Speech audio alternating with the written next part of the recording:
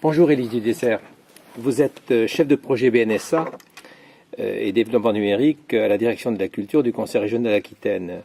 Vous venez de présenter un appel à projet lors de ce colloque organisé par ECLA de création et innovation numérique autour du patrimoine aquitain. Ça s'appelle La Fabrique. Pourquoi un tel projet ? Alors, pourquoi cet appel à projet qui s'inscrit dans un programme plus global qui est la Banque numérique du savoir d'Aquitaine. Donc ça fait 11 ans que nous travaillons, région Aquitaine, ministère de la Culture, donc associés étroitement autour de ce programme, qui a pour ambition de valoriser le patrimoine aquitain, de le porter à connaissance des Aquitains, mais plus généralement du citoyen, à travers des programmes de numérisation et de mise en ligne de documents issus de fonds patrimoniaux et d'établissements culturels qui œuvrent avec nous à cette mise à disposition. Donc ça fait 11 ans que nous travaillons sur ce programme. On a effectivement accumulé un certain nombre de masses documentaires qu'on met en ligne à travers un portail régional, le portail Aquitaine Patrimoine. Mais on s'est rendu compte effectivement que lorsqu'on met en ligne un catalogue, lorsqu'on met en ligne une notice, lorsqu'on offre un moteur de recherche documentaire, on s'adresse à une partie de la population, c'est-à-dire très clairement aux populations qui sont déjà, on va dire, aguerries dans la recherche documentaire, qui vont d'eux-mêmes fréquenter les établissements culturels, donc qui ont déjà cette sensibilité. Par contre, en ne réalisant effectivement que ce type de travail, qui est déjà énorme, il faut le noter, eh bien, on n'atteint pas les publics peut-être plus éloignés des problématiques culturelles, des internautes qui ont moins l'habitude de fréquenter les établissements patrimoniaux.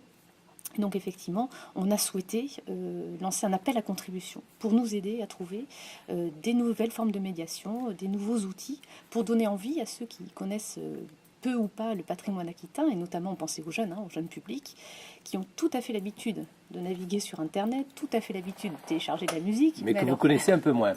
Et qu'on connaît un peu moins, parce qu'effectivement, c'est peut-être moins le public qui, effectivement, fréquente, on va dire, le champ patrimonial, même si, au départ, la BNSA et la volonté du président Alain Rousset, c'était de s'adresser aux jeunes. Voilà.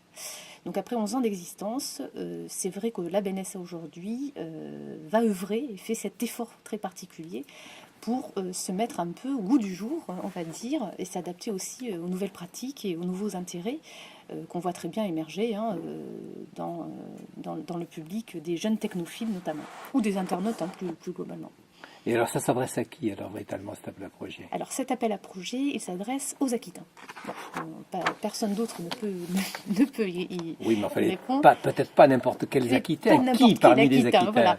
Donc alors nous, on souhaite effectivement ouvrir cet appel à projet auquel les collectivités peuvent adhérer, mais également pour nous de nouveaux publics, à savoir les entreprises et les laboratoires d'université, c'est-à-dire cette filière numérique qui est extrêmement active au niveau en Aquitaine, on le sait, c'est une terre d'excellence dans ce domaine, qui est plutôt aujourd'hui structurée sur les volets économiques et sur des développements technologiques, et qui est en appétence comme ça, de trouver des contenus culturels et de s'associer avec des établissements culturels ou des collectivités pour le valoriser, pour avoir du contenu aussi à mettre à disposition sous des formes 3D, tablettes numériques, enfin, on connaît tous ces nouveaux projets.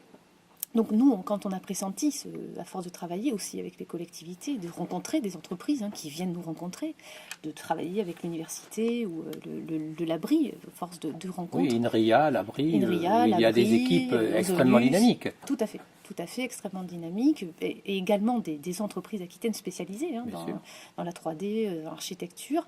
Donc dans les jeux sérieux. Dans les jeux sérieux, les fameux serious games qu'on voit de plus en plus, dont on entend de plus en plus parler. Donc effectivement, on s'est dit comment faire, nous, collectivités, en dehors d'un cadre de subvention, d'un cadre habituel de marché public, susciter la rencontre, mais aussi la créativité. Pour nous, ce qui est important, c'est qu'effectivement, cet appel à projet, il fait appel à tout type de projet. On a ouvert très génériquement le domaine de dossiers recevables. Donc on peut aller de la petite application à la création d'une exposition virtuelle d'envergure. Le spectre est extrêmement large, justement pour permettre à des intervenants de tout type et de toute nature de participer à cet appel à projet. Voilà. Très bien. Et quand est-ce que l'on peut déposer ces projets? Là, on a jusqu'à quand pour déposer ces projets? Alors, ça se passe comment là, concrètement? On peut déposer ces dossiers depuis le mois de juillet et la date limite est le 2 décembre 2011. Donc tous les renseignements sur cet appel à projet, le dossier type à télécharger, parce qu'évidemment nous avons besoin d'un matériau documentaire pour pouvoir les analyser, sont téléchargeables sur un blog. Donc le blog La Fabrique BNSA, dans lequel toutes les informations sont disponibles. Je suppose que vous avez un budget important pour ce projet? On a une enveloppe de 100 000 euros. 100 000 euros. Voilà. Ça sera suffisant s'il y a... Ça sera complètement insuffisant, on le sait déjà.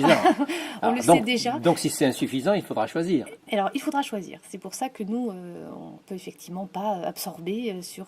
c'est pratiquement la moitié du budget BNSA annuel, donc c'est un gros effort pour nous, effectivement. Donc nous, on a décidé effectivement de sélectionner, d'assumer une sélection. Et pour ce faire, on a constitué un jury. Voilà, on l'appelle le jury d'experts, dans lequel nous associons des professionnels donc du patrimoine, de la culture, mais également des professionnels d'autres secteurs, à savoir les secteurs des TIC, le secteur du tourisme, le secteur des médias également, parce qu'il nous semblait très important d'avoir une vision un peu différente et des regards un peu croisés sur ces projets qu'on pressent plutôt de nature pluridisciplinaire que des projets uniquement sur un fonds d'archives ou un fonds de musée. Et pour tous ceux qui sont intéressés par cet appel à projet, où peuvent-ils trouver des renseignements utiles? Alors sur le blog La Fabrique BNSA, également peuvent nous contacter directement. Mon équipe et moi-même, il y a 2 autres personnes qui travaillent avec moi à la direction de la culture. Donc nous pouvons tout à fait recevoir les porteurs de projets, les orienter s'il le faut. Certains sont venus nous voir d'ores et déjà. Ça, c'est la question que j'allais vous poser. Voilà. Est-ce que vous avez déjà eu des contacts? Alors, on a déjà eu quelques contacts, pas beaucoup, par rapport au nombre de dossiers d'ores et déjà téléchargés, à savoir 150, ce qui pour nous est énorme. C'est vraiment un gros succès en tous les cas en matière d'intérêt. On verra si ça aboutit effectivement à des projets finalisés. Et puis certains porteurs de projets sont venus pour surtout s'assurer qu'ils étaient bien dans les clous de nos attendus. Voilà, avec des projets parfois très originaux.